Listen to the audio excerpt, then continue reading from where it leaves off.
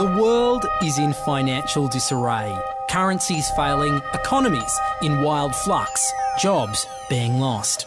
But what if you could build an entirely new economy, one specifically designed for the digital realm?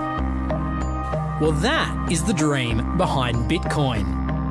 Bitcoin, for those of you who don't know, is an electronic online currency that was created in 2009. It was made by someone who did it under the pseudonym Satoshi Nakamoto. Bitcoin is exciting because it shows how cheap it can be. Bitcoin is better than currency in that you don't have to be physically in the same place. And, of course, for large transactions, currency can get pretty inconvenient. I sent 100 euros worth of Bitcoin from here in Tokyo directly to you guys through this camera, through the network, through the TV, right into your home. If I had tried to do that, send you the money with a traditional bank, it would have taken several days and probably cost 30 euros. I just did it right now with Bitcoin instantly, basically for free, and didn't have to ask anybody for permission. I didn't need a bank, I didn't need a government, I didn't need anybody. I just needed myself and you and our smartphones to do it. That's the power of Bitcoin. Wall Street is fraud, America is fraud, the world is fraud, banks are fraud, central banks are fraud. We live in an era of fraud. It's all based on fraud, and they get a percentage of the fraud. That's the business model. Funds received.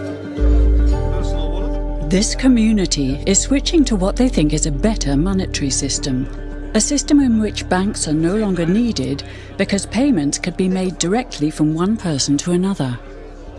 Bitcoin is fundamentally different because in Bitcoin, you don't owe anyone anything and no one owes you anything. It is not a system based on debt. It is a system based on ownership. And no one can censor it, no one can seize it, no one can freeze it.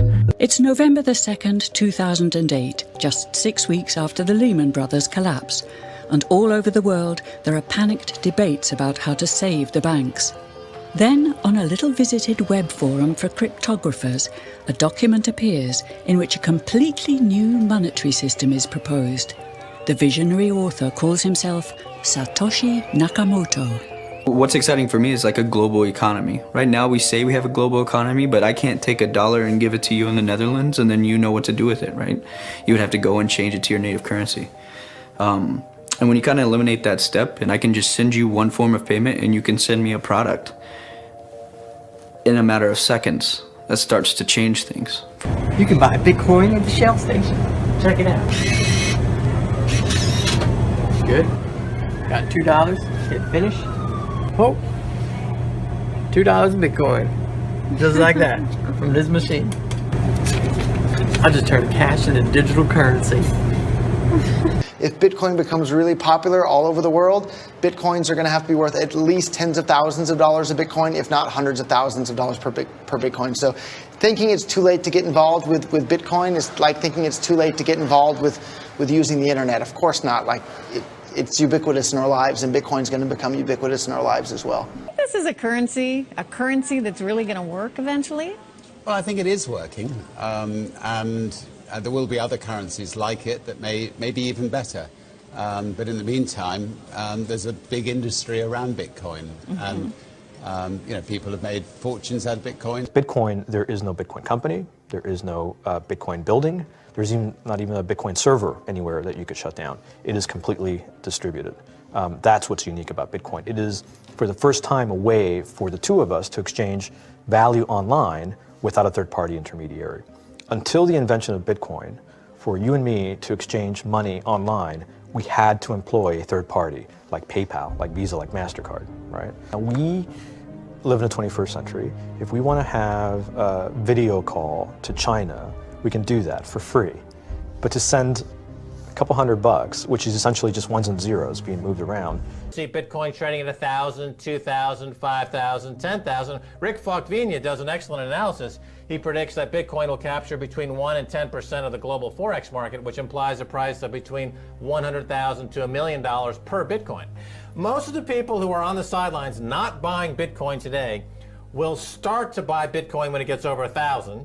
And then a greater percentage of people will definitely plow into Bitcoin when it starts to get over 10,000.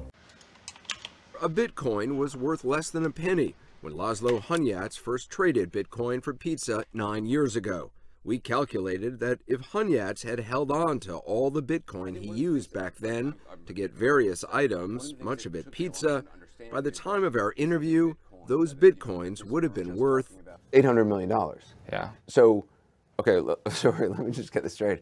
You spent about $800 million on pizzas. Well, if you look at today's exchange rate. So, you paid 10,000 Bitcoins for one pizza? It was 2 pizzas, actually. Oh, you got 2 pizzas out of it. And, I mean, you know, maybe the person spent $30, $40, something like that. Are there nights you wake up, like, in a cold sweat where you think, I could have had $800 million if I hadn't bought those pizzas? I think thinking like that is not really good for me.